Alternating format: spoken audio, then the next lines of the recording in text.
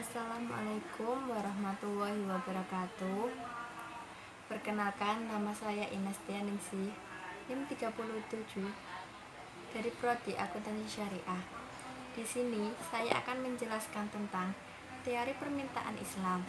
Secara keseluruhan, teori permintaan dalam perspektif ekonomi mikro konvensional hampir sama dengan teori permintaan dalam perspektif ekonomi mikro Islam. Namun ada batasan-batasan syariah yang harus diperhatikan untuk umat muslim dalam membeli atau menjual sejumlah komoditas. Meskipun hampir sama, tetap terdapat beberapa perbedaan mendasar. Pertama, permintaan utama antara permintaan konvensional dengan permintaan Islam terletak pada suatu hukum yang digunakan.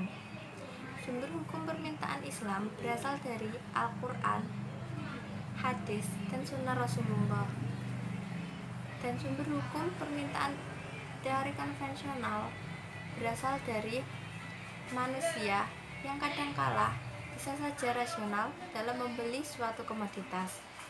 Yang kedua, motif permintaan konvensional lebih didominasi oleh nilai-nilai kepuasan dunia, sehingga lebih mementingkan keinginan dalam melakukan aktivitas pembelian.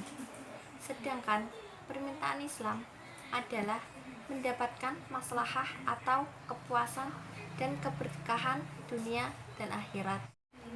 Hukum permintaan menyatakan, bila harga suatu barang naik, maka permintaan tersebut akan turun. Sebaliknya, bila harga turun, maka permintaan akan naik. Permintaan adalah banyaknya jumlah barang yang diminta pada suatu pasar tertentu dengan tingkat harga tertentu, pada tingkatan pendapatan tertentu dalam periode tertentu.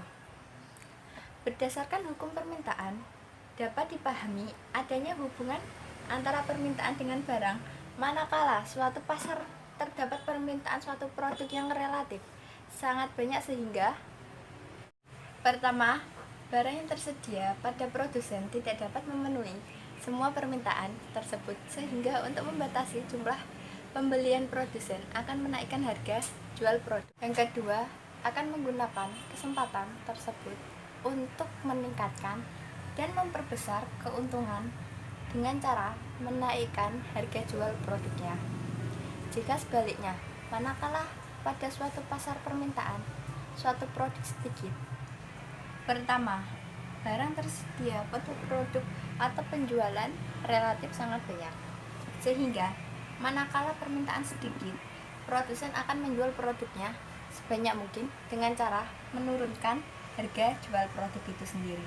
Yang kedua, produk atau penjual akan meningkatkan keuntungan dari volume penjualan.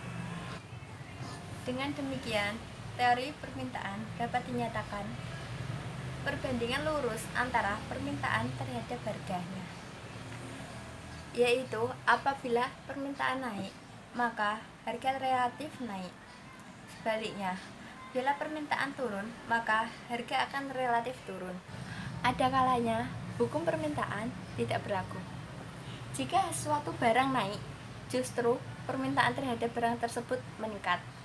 Ada 3 kelompok barang yang dimana hukum permintaan tidak berlaku. Pertama, barang yang memiliki unsur spekulasi. Yang kedua, barang pretis.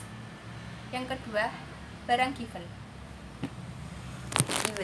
Karena harga masker sangat mahal sekali, yang biasanya satu paknya itu bisa puluhan ribu, tapi sekarang bisa mencapai satu pak ratusan ribu.